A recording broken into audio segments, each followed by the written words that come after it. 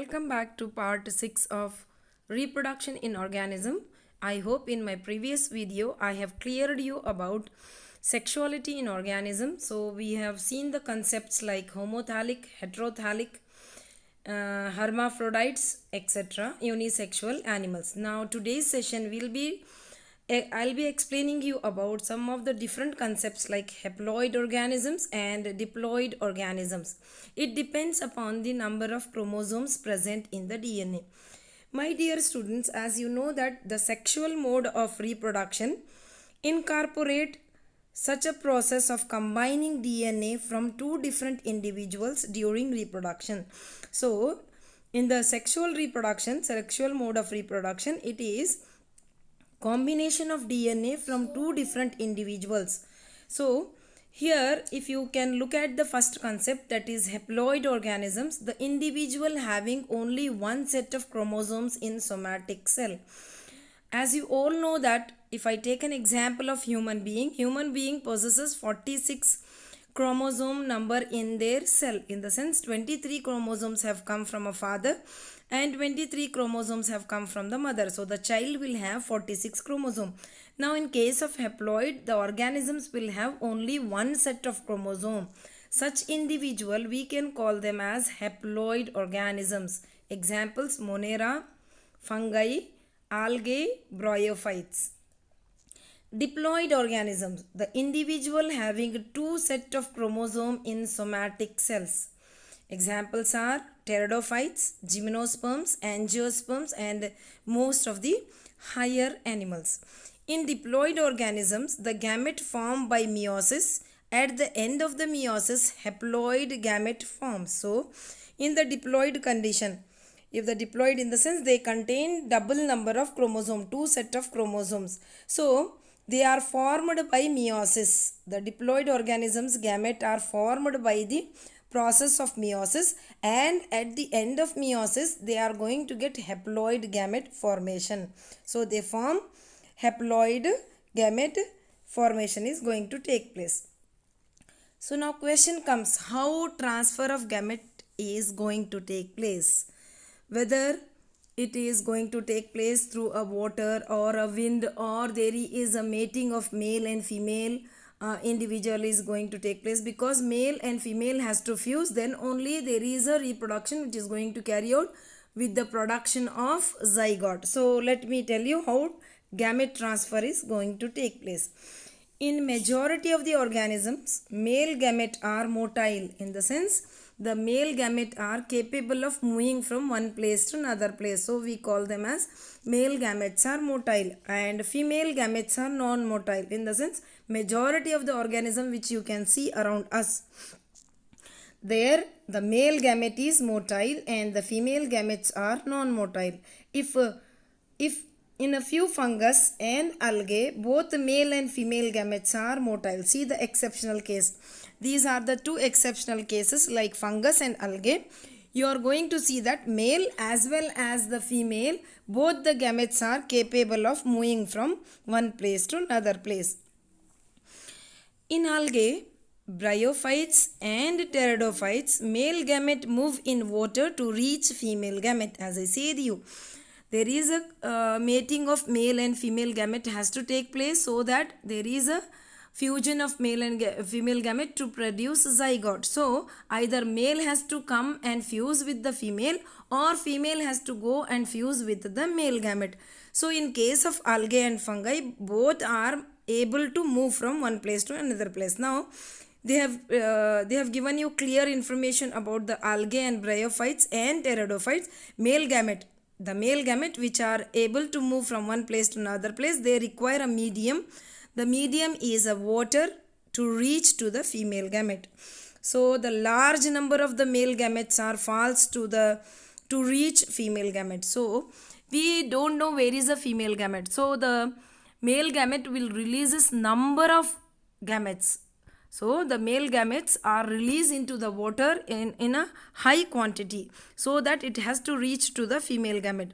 To compensate this loss, the male gamete are produced several thousand times to female gamete.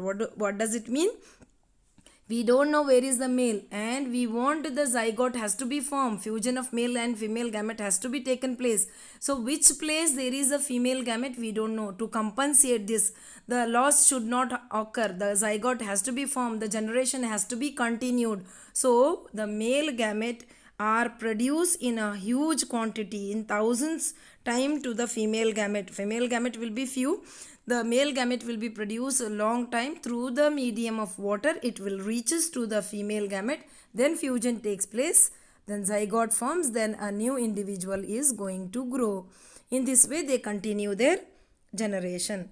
In bisexual self-fertilizing plant, pollen grains are easily transferred to the stigma. Self-fertilizing in the sense, in the same plant, as you know what is bisexual flower or a bisexual plant, the plant which have got male and female reproductive part in the same plant. So male and female reproductive part will be present in the same flower. So self fertilization in the sense, stigma will go and enter into the pollen grains will go and enter into the stigma, that we call it as self fertilization or self pollination, usually we call it. In unisexual and cross fertilizing plant, unisexual in the sense, a plant will have either male or female reproductive structure in it, and it has to search for another one. So in this, cross pollination is going to occur, and the medium will be the cross pollination, in the sense, one plant will be having a male, another plant will be having a female reproductive structure. They have to move from one place to another place. So the medium will be air, insect, a bird, etc., as you can see in your picture. And this is not a new to you, my dear students, you might have studied in 9th and 10th. So now as the gametes are being produced and they are going to form a zygote, let me proceed on to the next step, that is fertilization or syngamy. Both are same. Sometimes they use the word fertilization, some books they have used syngamy. Both are similar. It is a process of fusion of male and female gamete that result in the formation of zygote. As we were trying to understand what kind of plants are there, like monoecious or dioecious, homothallic, heterothallic, etc., etc. Depend upon them, we try to understand homogametes and heterogametes also we saw. Now to just now in this section we have seen about the haploid organisms and diploid organisms and how they are going to transfer their male and female reproductive structure. So when male and female reproductive structures are going to fuse, that process we call it as fertilization or syngamy.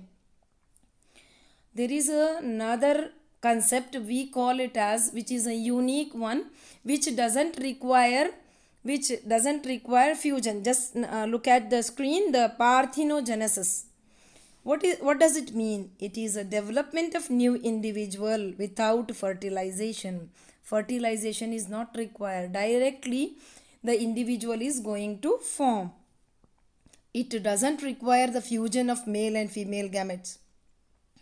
Directly the development of a new individual is going to take place. Examples are honeybee, some lizards, turkey birds, etc. The seedless fruits are called parthenocarpic fruits. So if you want to understand in the fruits or in the plants, we call the process as parthenocarpic. What do you mean by parthenocarpic? The fruit developed without fertilization. The fruit which is formed without fertilization are called parthenocarpic fruits. They are seedless fruits. Through that you can understand. And parthenogenesis is in case of animals, it is a development of a new individual without fertilization. Without syngamy, the new individual is going to grow. So the examples you should remember, because it will fall under 1 mark question. They may ask you what is parthenogenesis with examples, or they may ask you parthenocarpic with examples. So please do remember the definition along with the examples. Now there are 2 types of fertilization which is going to see in the organism, that is internal fertilization and external fertilization. External fertilization is nothing but in this fusion of male and female gamete occur outside the body in water media. That is, aquatic organisms like algae, fishes and amphibians, they are going to perform external fertilization. Till now we try to understand what kinds of gametes are there, whether they are haploid or diploid, and how it is going to take place. So fusion has to be taken place. Male and female has to get fuses. So fusion may take place outside the body of an organism, or it may take place inside the body. If it is occurring outside, it is called external fertilization, and the examples are aquatic organisms like algae, fishes and amphibians. So when external fertilization is going to occur, my dear students, it has got few disadvantages.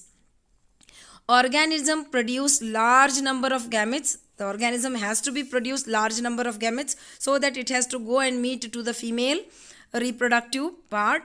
The predators destroy egg and offsprings. The enemies may destroy their eggs and the hatched offsprings also. There is a possibility that many predators will be present around them. They may kill off, or they may eat the eggs of the other organism. The survival rate of the organisms to the adult is less. This may falls under 3-mark question. What is external fertilization and what are the disadvantages of external fertilization? Or another question, what is difference between internal and external fertilization? And internal fertilization is said to be the safest. Justify the statement. 2 questions may appear for the 3-mark question. So you are supposed to write the definition along with advantages and disadvantages. I hope it is clear to you, my dear students. So the external fertilization is going to take place outside the body of an organism, and internal fertilization is nothing but in case of reptiles, birds and mammals. Human beings, the male gamete are inserted to the female reproductive tract at the time of mating or copulation. On the basis of development of their zygote, animals are grouped into oviparous animals and viviparous animals. In the sense, according to the development of the zygote, how development of the zygote is going to take place, according to that, animals are categorized into 2 types, that is oviparous animals and viviparous animals. Oviparous animals such as reptiles and birds which lay the eggs. The development will take place inside the egg.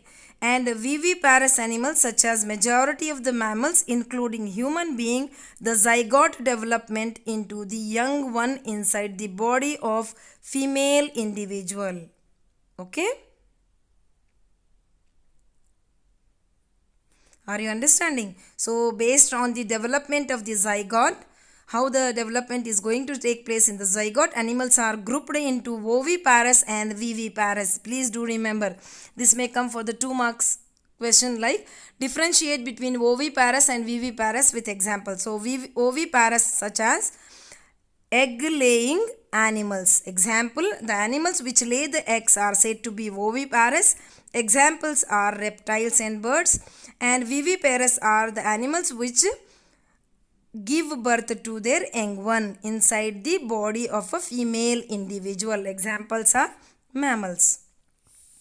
So this completes your first chapter, my dear students. I hope it is clear to you. If you have any doubts, you can ask me the queries in the comment section. Thank you.